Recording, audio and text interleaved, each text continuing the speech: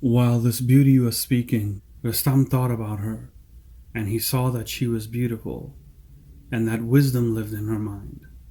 And when he heard of Rakhsh, his spirit was decided within him, and he figured that this adventure could only end gloriously. So he sent a mubid unto the king and demanded the hand of Tehmina from her father. And when the king heard the news, he rejoiced and gave his daughter to Rustam. And they were married according to their custom, and all men, young and old, within the house and city of the king, were glad at their marriage, and called down blessings upon Rustam.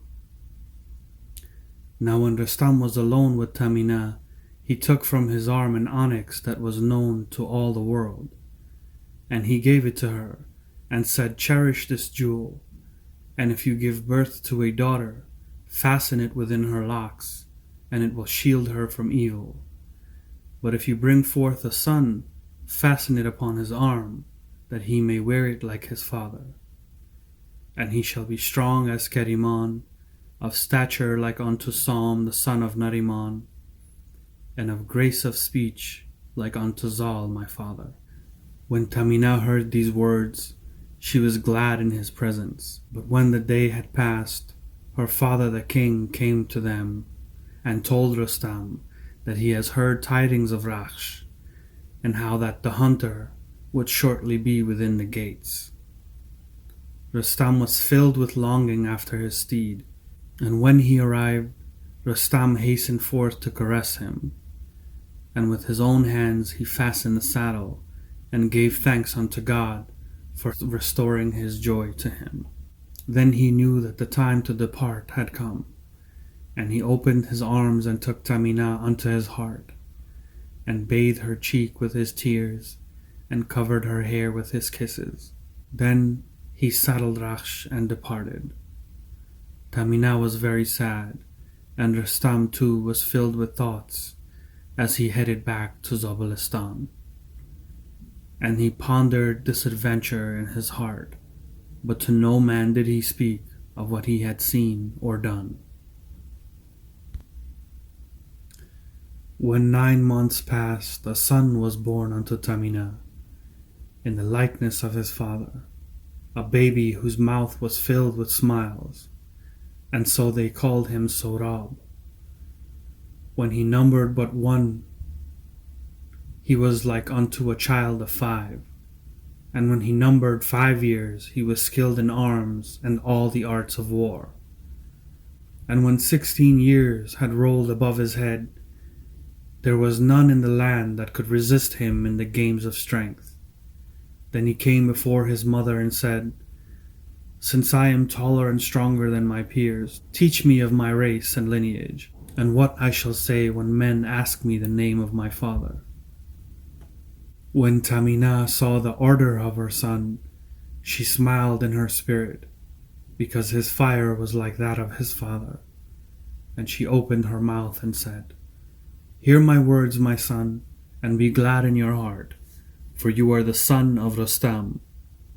Then she showed to him a letter written by Rustam, and gave him the onyx bracelet Rustam had given her before he left for Zabul.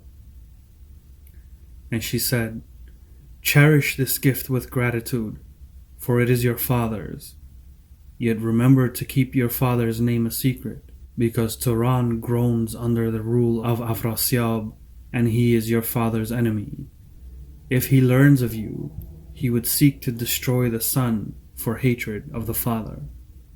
Moreover, if Rustam learns that you have become a great warrior, he may take you from my hands, and the sorrow of your loss would crush my heart." But Sohrab replied, "Nothing can be hidden upon the earth for long. To all men are known the deeds of Rustam, and since my birth be noble, why have you kept it from me so long?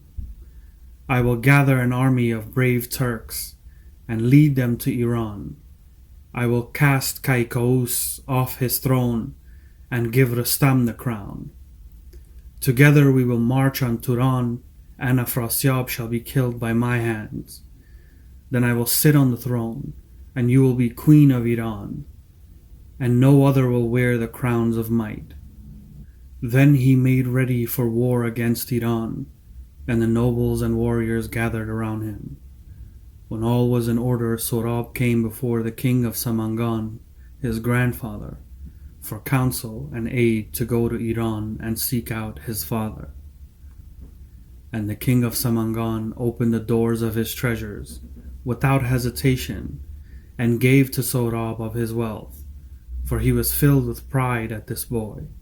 And he invested Sohrab with all the honors of a king, and he bestowed upon him all the marks of his good pleasure.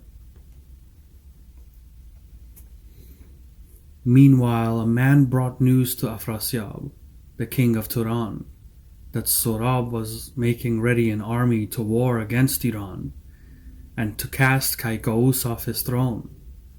And he told Afrasiab of the courage and valor of Sohrab. And Afrasiab, when he heard this, he called before him Human and Barman, the brave. Then he ordered them to gather an army and join the ranks of Sohrab, and he confided to them his secret purpose, but told them to tell no man of his plot. He said, I have just learned that Sohrab is the son of Rustam, but from Rustam it must be hidden who it is that goes out against him. If he is killed by the hand of Sohrab, Iran without Rustam will fall prey into my hands. Then we'll subdue Sohrab, and all the world will be ours. But if Sohrab is killed by the hand of Rustam, then the grief he'll endure when he learns that he has killed his only son will bring him to his grave for sorrow.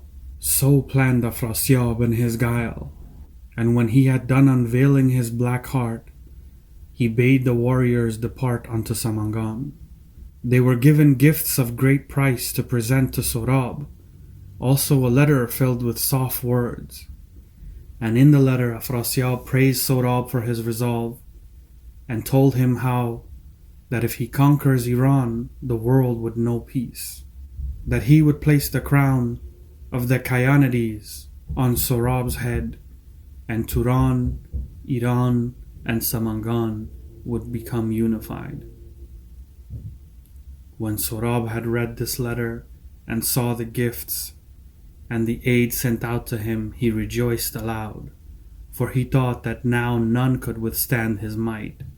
So he caused the symbols of departure to be clashed, and the army made them to go forth.